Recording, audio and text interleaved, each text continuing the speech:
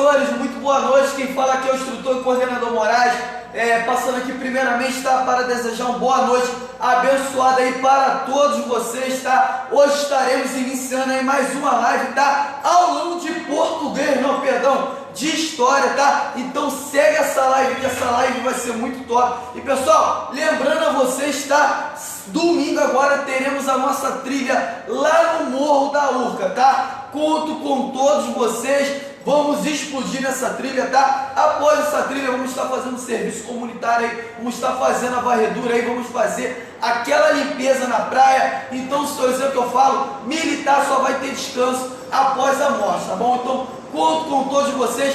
Quem for chegando nessa live, já deixa aquele boa noite. Fala a unidade que você faz, o seu preparatório militar. E para você que vai estar assistindo essa live aí, tá? Com certeza vai ser melhorias contínuas aí na sua vida. Então assista essa live, não perca. Se tem dúvida, pode colocar aí que o professor estará, tá, respondendo todas as suas perguntas. Então estarei apresentando o professor, tá? Professor de história muito top. Então vou estar aqui chamando o professor Bruno. Vamos lá, Brasil! Fala aí, rapaziada, beleza? Professor Bruno, aulão de história aqui, ó, período joanino, período muito importante da história do nosso país, é o processo ali finalzinho do período colonial. Então hoje, galera, vamos nos colocar esses assuntos aí em prática, assuntos que são bastante corriqueiros aí nas nossas provas militares, prova da ESA, provas PSEX, Colégio Naval, sempre tem alguma coisinha abordando em relação ao período joanino. Então, galera, vamos lá, vamos para a aula sem mais delongas. Galera, o período joanino ele vai de 1808 até 1821. Por que período joanino? Essa é a questão. Justamente é o período em que Dom João e toda a sua família, com mais 15 mil pessoas que faziam parte da corte, vieram para o Brasil. Saíram de Portugal e vieram para o Brasil por alguns motivos, algumas circunstâncias, tá ok? Então, para a gente entender todo esse processo, essa migração, em massa, vamos dizer assim, da família real, a gente precisa abordar um pouquinho o contexto histórico da Europa. Portugal, metrópole do Brasil, conquistou o Brasil, colonizou o Brasil aí por 322 anos, mas ele estava passando, durante ali essa primeira metade do século XIX, por sérios problemas financeiros e políticos. Então vamos aqui, vamos debater aqui o contexto político da Europa. Vamos lá, galera.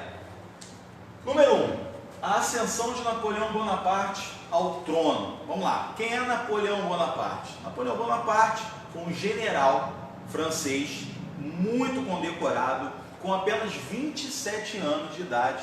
Ele já era general do maior exército do mundo até então, que era o exército francês.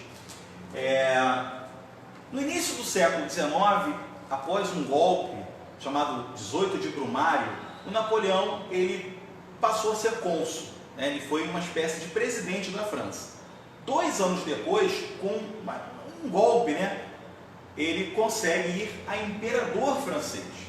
Então ele se torna um imperador, de se impor mesmo, com muita imposição. Então o que acontece? A grande questão de Napoleão não é nem Portugal. Portugal é a cereja no bolo, vamos dizer assim. Napoleão Bonaparte tem um problema pessoal com os ingleses. Então ele vai tentar tomar a Inglaterra, porém com um grande problema. Os ingleses, a Inglaterra faz parte de uma ilha, portanto a invasão com esse exército seria prejudicada. E Napoleão Bonaparte não tinha uma marinha tão eficiente quanto o seu exército. Moral da história. Em 1804, o Napoleão ele vai ser derrotado na batalha que nós chamamos de Batalha de Trafalgar. Essa batalha impôs aí a Napoleão a primeira grande derrota militar da sua vida. Não consegue invadir a Inglaterra e ele tem seus sonhos frustrados. Então, o que fazer para prejudicar a Inglaterra diretamente? Até porque ele não conseguiu eliminar os ingleses. Então ele tinha que fazer alguma coisa para poder prejudicar, para os ingleses sentirem realmente o que estava acontecendo. Em 1806, o Napoleão Bonaparte ele vai decretar o bloqueio continental. O que seria isso?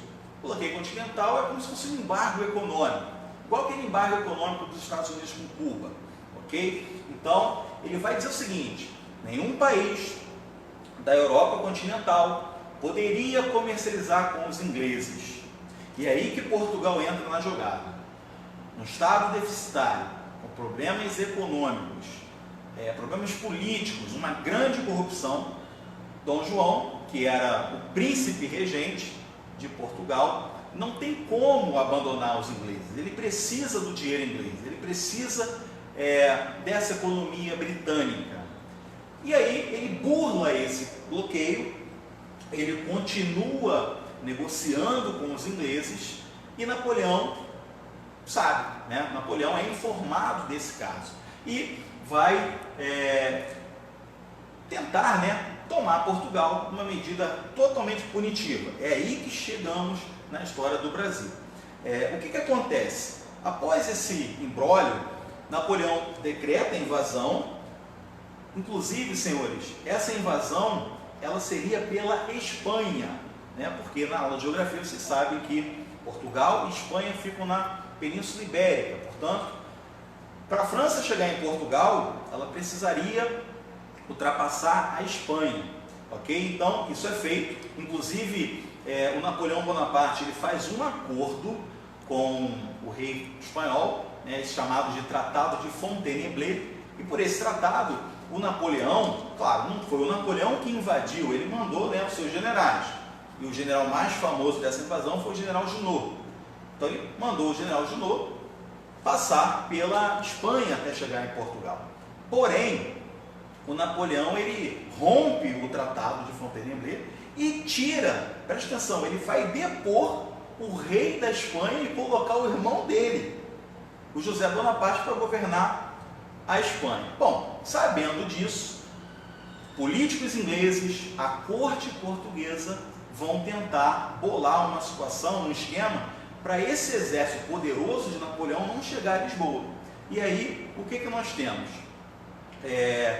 Uma série de conversações entre ingleses e portugueses, principalmente Dom João, que tem uma restrição. Ó, vocês precisam fugir, vocês precisam ir para o Brasil, porque no Brasil seria mais fácil vocês organizarem uma força de retaliação aos franceses.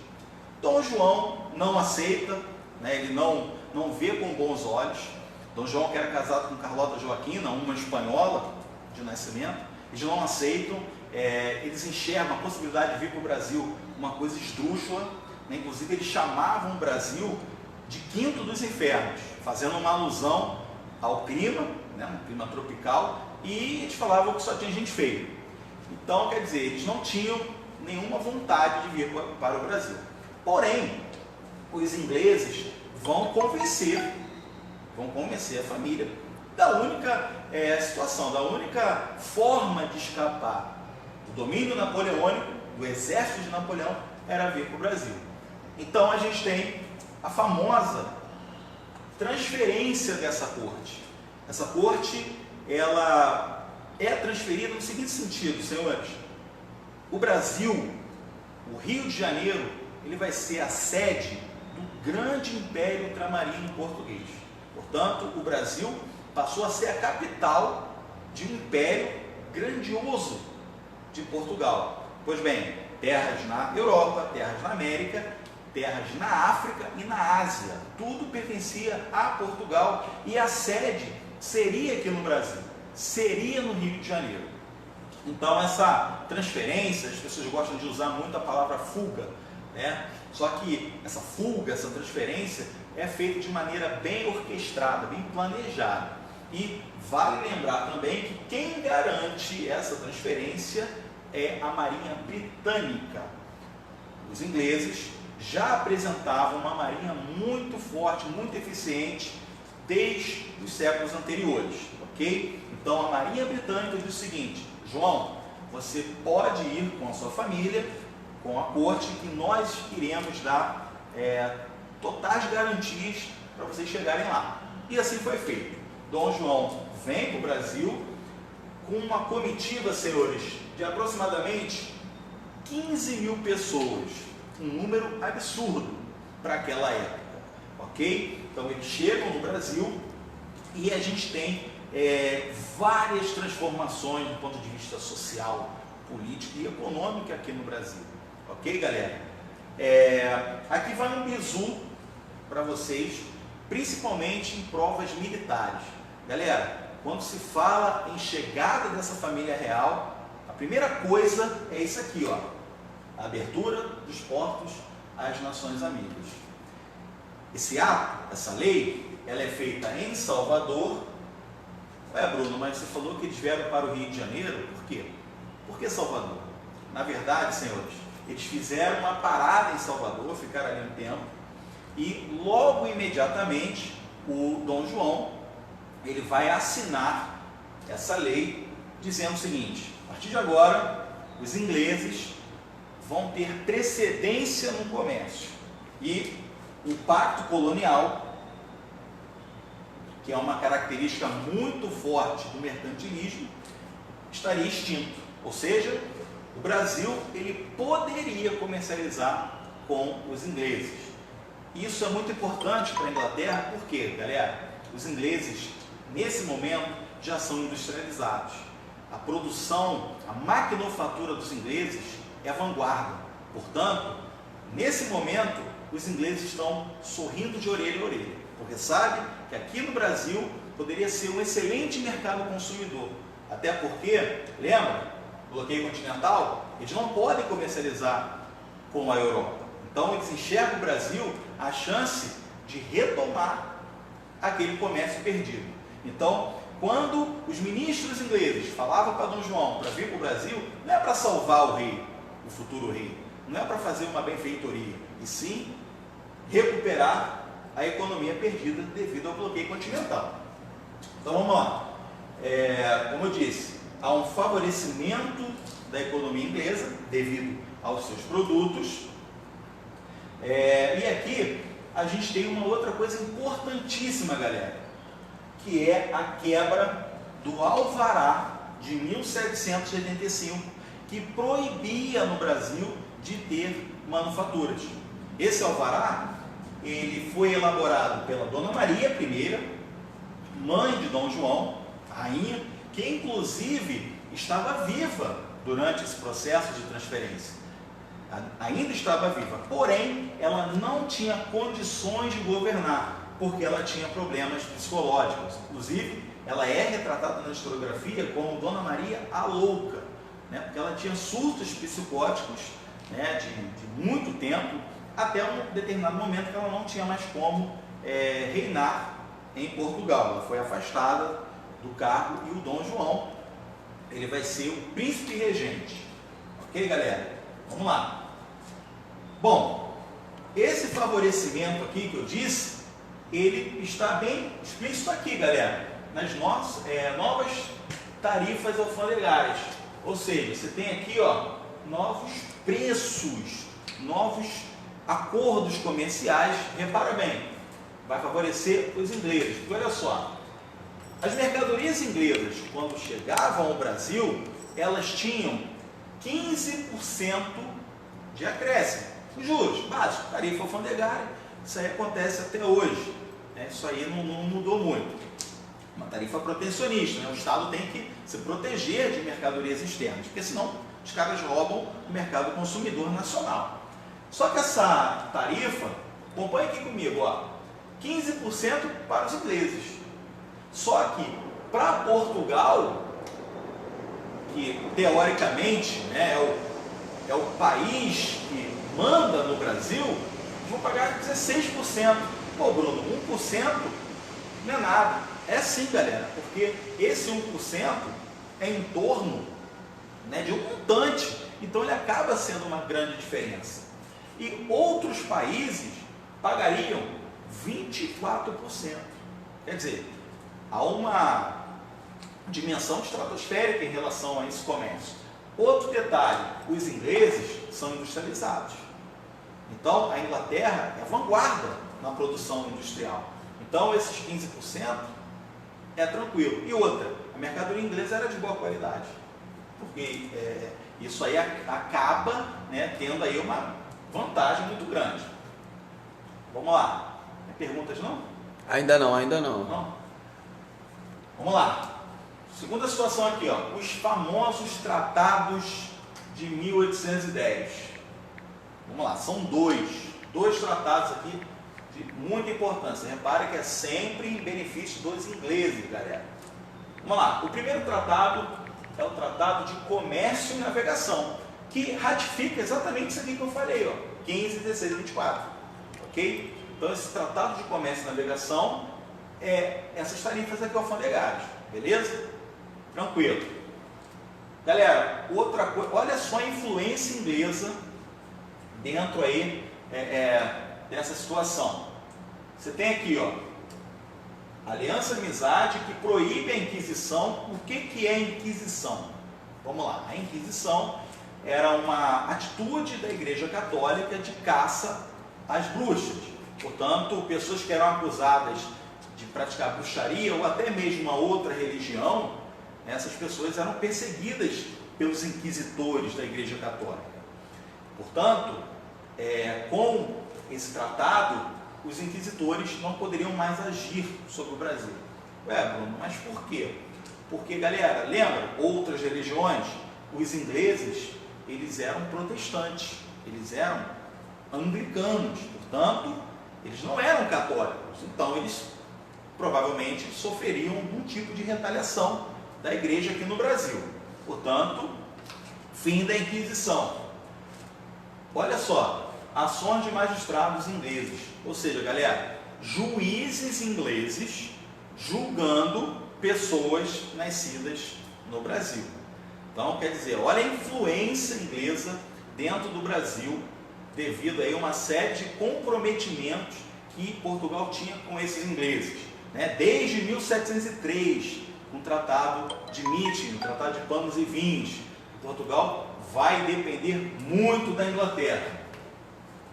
Outra situação, galera, extinção gradual da escravidão. Portanto, aliança e amizade diz o seguinte: proibição da Inquisição, ações de juízes ingleses julgando brasileiros e portugueses aqui no Brasil, e a extinção gradual da escravidão. Nós sabemos que, em relação à escravidão, senhores, aqui no Brasil, é uma coisa esquisita. Por quê? Essa escravidão ela vai ser mantida até o ano de 1888. E nós estamos em 1808, né? Portanto, ainda muito tempo. Isso por quê? Deixa eu explicar. O Brasil, a administração colonial, ela era muito pautada no trabalho escravo, né? O escravo, ele fazia praticamente todo o serviço braçal.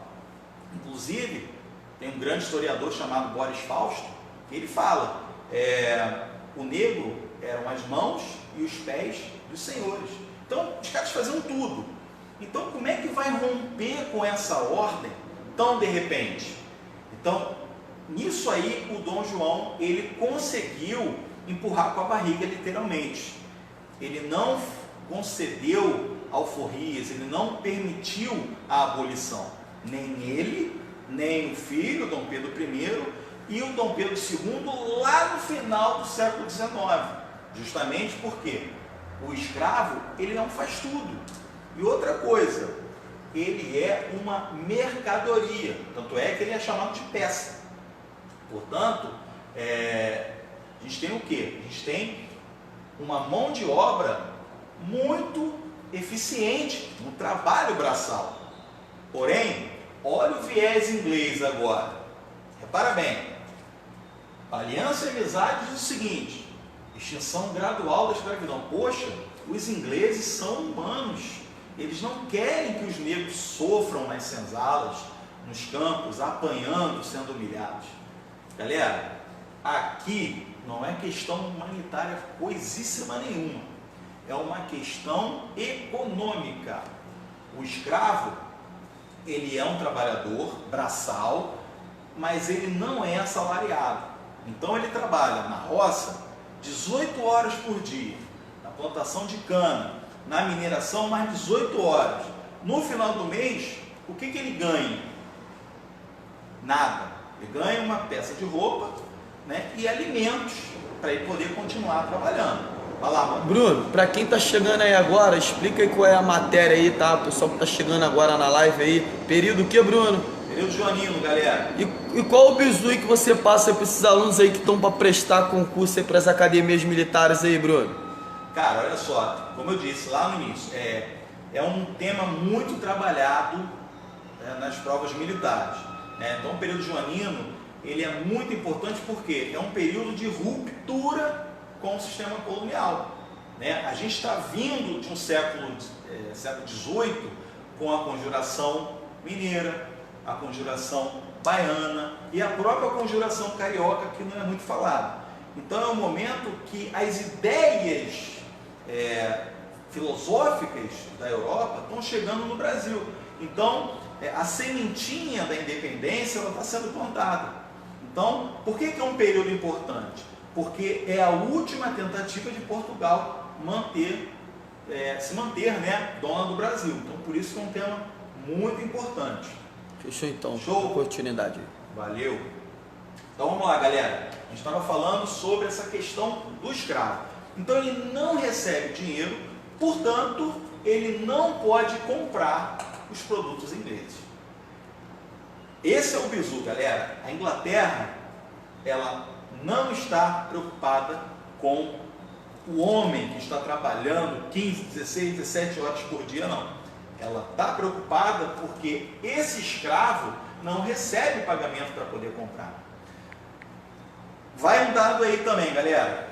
A cada 10 habitantes do Brasil, lá em 1808, no início do século XIX, galera, 6 eram negros.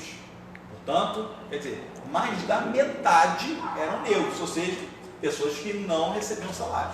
Então a Inglaterra está perturbando para Portugal libertar os escravos, só que, como eu disse, Dom João empurra com a barriga, até o filho dele, o neto dele, o Dom Pedro II, permitir a abolição através, né, da filha Princesa Isabel. Vamos lá. Gente, olha só, 15 mil pessoas, cidade do Rio de Janeiro. O que é a cidade do Rio de Janeiro naquela época? Pouquíssimas ruas, não existia saneamento básico, muitos cortiços, uma pobreza muito grande, algumas casas um pouquinho melhores e tudo mais, só que acomodar 15 mil pessoas do nada não é para qualquer lugar, né? Então a gente vai ter uma primeira grande polêmica dessa corte chegando ao Rio de Janeiro, que é o seguinte: os políticos vão entender que a corte deveria ficar nos melhores locais, nas melhores casas, ok? E essas casas eram cedidas a essas famílias. E ao serem cedidas, essas casas recebiam a sigla PR, que significava príncipe regente. Eles colocavam isso nas portas. Portanto, ninguém poderia mexer com aquela família, porque aquela família era da corte.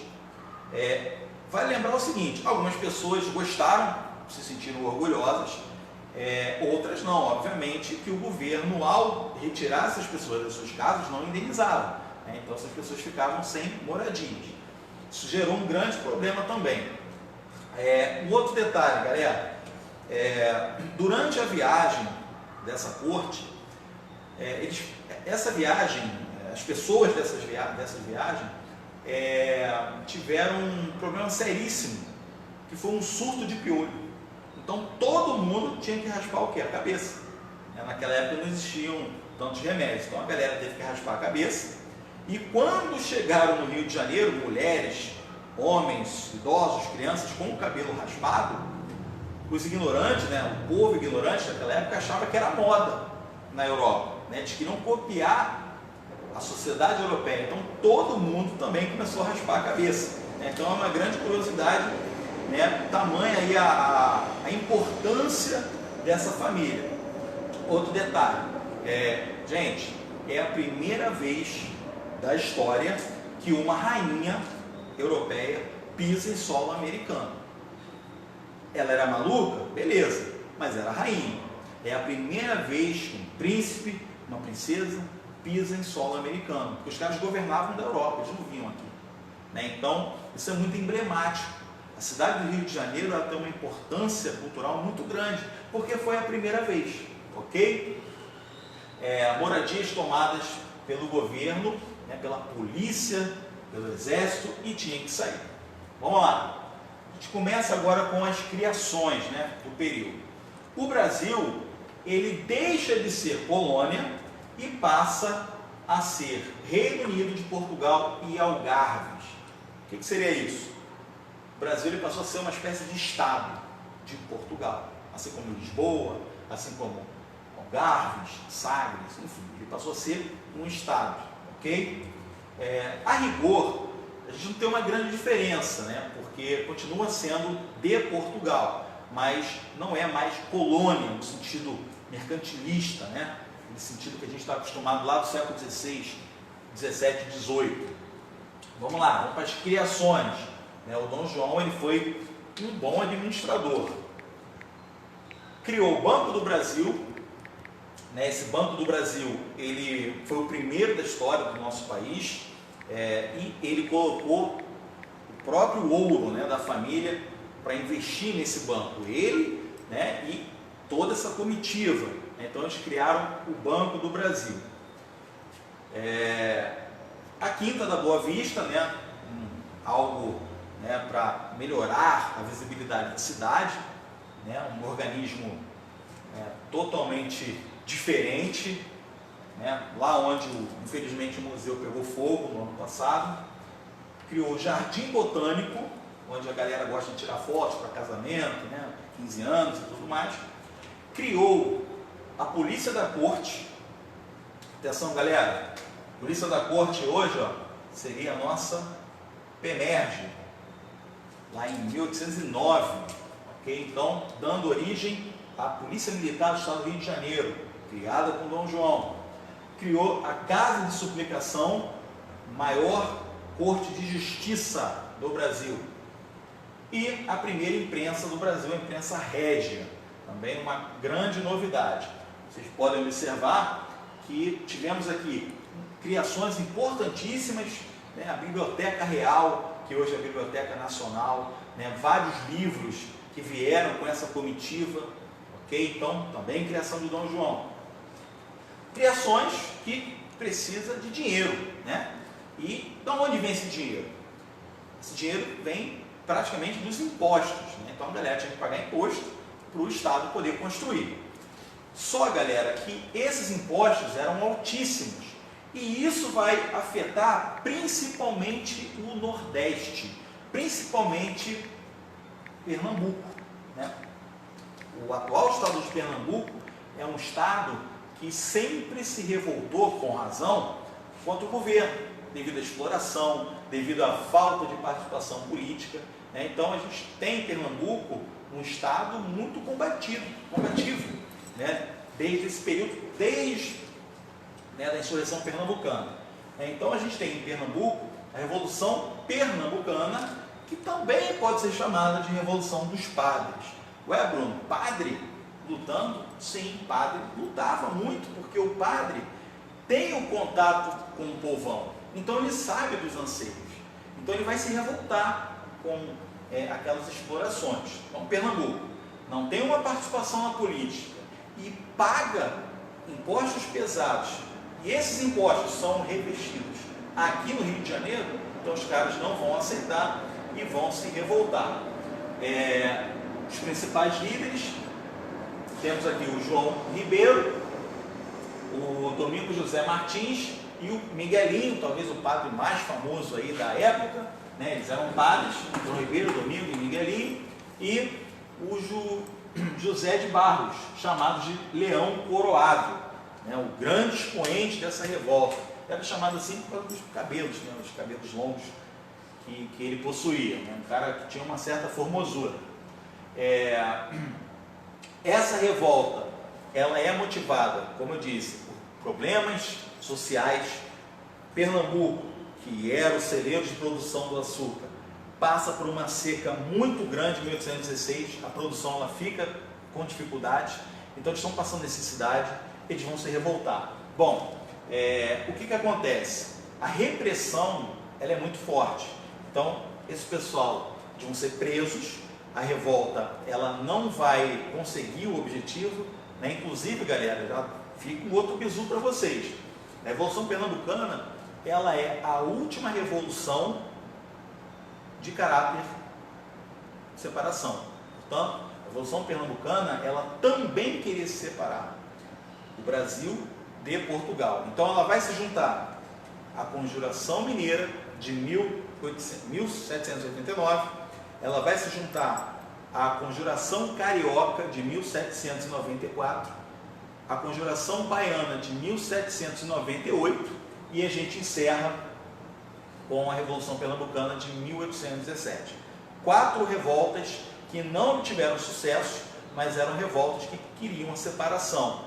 Eram revoltas, atenção a galera das PSECs, revoltas de caráter iluministas, né? Portanto, tinham ideais de liberdade, né? Liberdade, igualdade e fraternidade.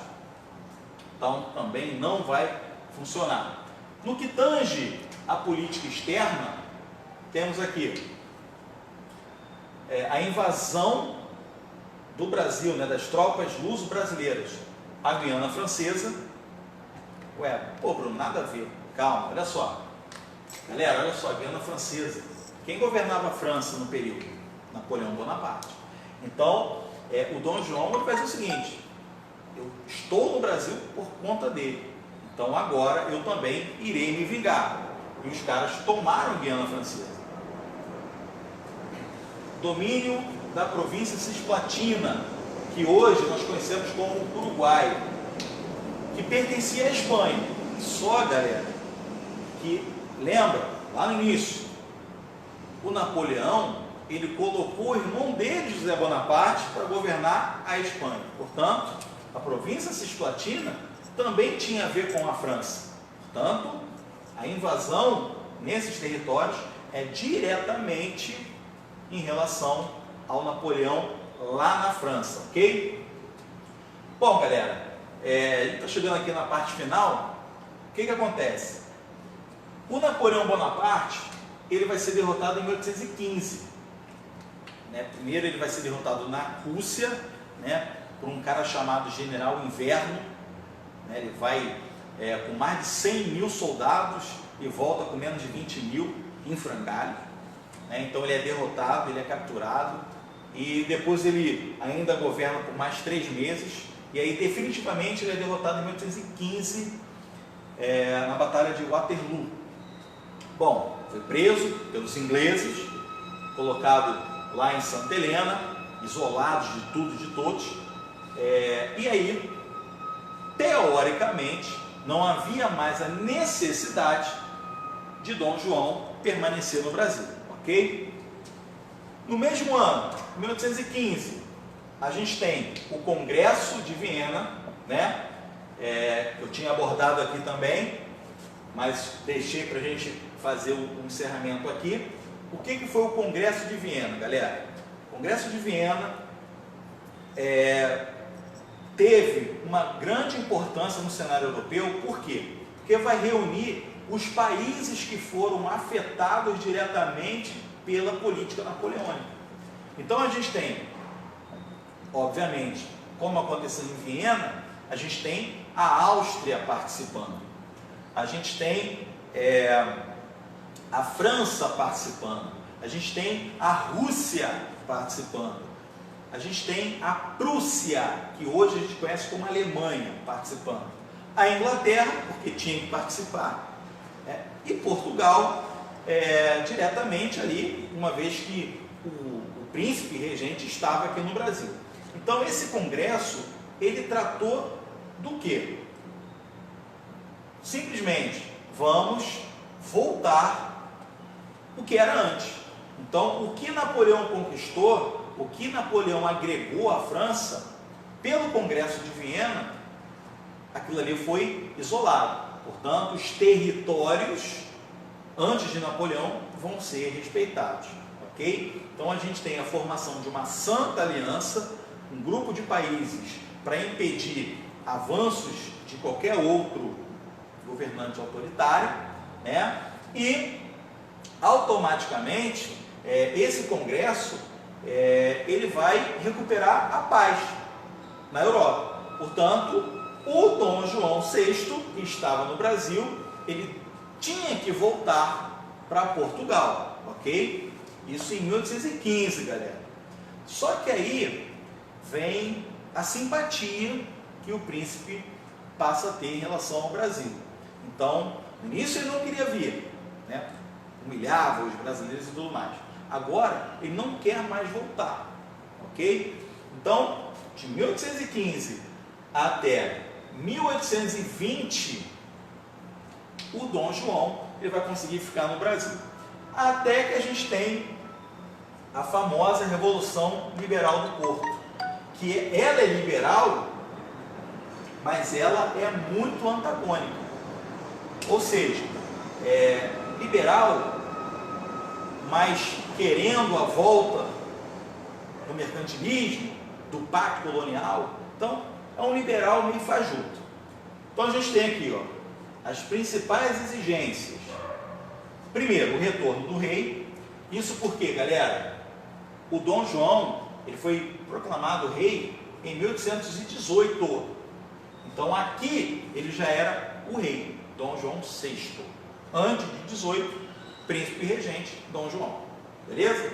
Então, o retorno desse rei, simplesmente, a volta do pacto colonial, ou seja, acabar, aqui em Moraes, assim, acabar com essa tarifa, né, de que protege a Inglaterra e voltar o mercantilismo, né, que é o protecionismo, é o pacto colonial, é o intervencionismo, né, é a balança comercial favorável e o metalismo, né, as 5 características do mercantilismo, aquela coisa que era complicada para a colônia. Então os caras queriam tudo isso de volta. Como é que é liberal? É liberal porque para eles querem coisas mais vantajosas. Por exemplo, o juramento de uma nova Constituição. Portanto, Dom João ele tinha que voltar a Portugal e jurar uma Constituição liberal. Mas o que seria esse liberal? Seria o seguinte: Dom João ficaria abaixo da lei. Na Constituição anterior, o Estado português era um Estado absolutista. O rei estava acima da Constituição. Nessa, ficaria abaixo. Então, quem governaria? Os ministros, os políticos, né? Seria uma monarquia constitucional, como é na Inglaterra, inclusive até hoje. Tem lá a rainha, mas é o parlamento que decide. Então, eles queriam isso aqui. Portanto, para eles, liberal, mas para o Brasil, a volta desse pacto colonial. Por quê, galera? Está acontecendo, aí a gente vai explanar um pouquinho, está acontecendo na América um processo de separação. Então, os países, os nossos vizinhos, estão se separando. Os Estados Unidos se separaram e disseram o seguinte: é possível a gente romper com os laços coloniais. Isso vai incentivando, né? A própria Revolução Pernambucana é inspirada também no fim do colonialismo norte-americano, ok? Então, eles tinham medo disso acontecer no Brasil. Então, eles queriam apertar mais ainda através do pacto colonial.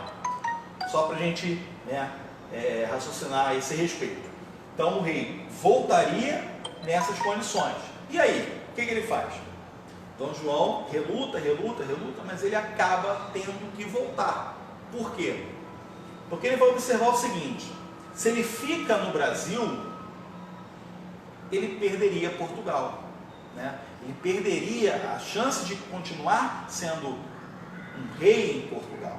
Então ele entende o seguinte: ele prefere voltar e manter o Brasil como sua colônia. Em relação a isso aqui, ó, pacto colonial, Constituição Liberal, isso aí seria conversado depois, mas a priori ele tinha que ir realmente, ele tinha que voltar para sua pátria mãe e deixar o Brasil com o filho mais velho, o Dom Pedro de Alcântara, que a gente vai conhecê-lo como Dom Pedro I. Então, reluta bastante e um dia lá qualquer, ele se reúne com o filho, o Dom Pedro, que era uma pessoa muito popular, tem várias histórias de Dom Pedro, um cara que era amado pelas pessoas, e ele tem uma conversa seríssima com o filho, caminhando, e diz o seguinte, já sabendo da conjuntura internacional, ele fala o seguinte: Pedro, se eu tiver que perder o Brasil para alguém, que eu perca para você, não para esses aventureiros. O que ele estava querendo dizer? Ele estava querendo dizer exatamente do processo de independência da América Latina, porque existiam líderes populares nesses países, como por exemplo Simão Bolívar, o San Martín e O'Higgins, então 3 líderes populares, os famosos libertadores da América. Inclusive a taça que o Flamengo acabou de receber, acabou de ganhar, a Copa Libertadores, é em homenagem a esses caras, a San Martín, O'Higgins, Bolívar, e depois eles colocaram lá Dom Pedro I também, para o Brasil não ficar fora. Mas enfim, então a partir disso tudo, senhores, a gente tem a volta do rei a Portugal, e a regência de Dom Pedro I, ok? Então é um conteúdo aí, como eu disse, muito importante, muito bacana de ser trabalhado. A gente tem várias fontes aí a esse respeito, e Horácio, quer falar alguma coisinha? Então eu vou só meu Chico, só vem mais um pouquinho pra cá, Bruno. Aí. Muito bom. Aqui, vem pra cá, pra esse lado aqui, Bruno. Vamos lá. Pessoal, então essa é a nossa aula de história aí, tá? Eu espero que todos vocês em si puderem em si aprender algo, tá? A live em si, ela vai ficar salva aqui. Vocês podem em si compartilhar, pode em si estar enviando para os seus amigos. Pessoal, Bruno, hoje você já é professor de história há quanto tempo aí? 15 anos. 15 anos, então ele já vem de uma caminhada muito grande aí, tá trazendo um pouco do conhecimento deles aí para agregar aí na vida de vocês. Bruno, tem algum conselho aí, mais um conselho para dar para eles aí? Galera, vamos focar. Acredito que vocês aí estão muito bem preparados, tem uma equipe aqui de excelência, vocês têm aí tudo para conseguir o objetivo de vocês. Experiência muito bacana para mim, gostei muito, e é isso. Espero que eu possa voltar aí o mais breve possível na sala de aula. Agora eu quero ter um contato com vocês então, aí. É isso aí, ó. Muito em breve estaremos marcando um aulão aí com nossas unidades, onde estaremos colocando aí o professor Bruno, que é um professor aí considerado aí de respeito, e em si vai estar trazendo diversos conhecimentos, tá, para vocês. Então, senhores, uma boa noite abençoada para todos. Compartilhe essa live, chama no like e juntos somos fortes. Valeu, Brasil! galera.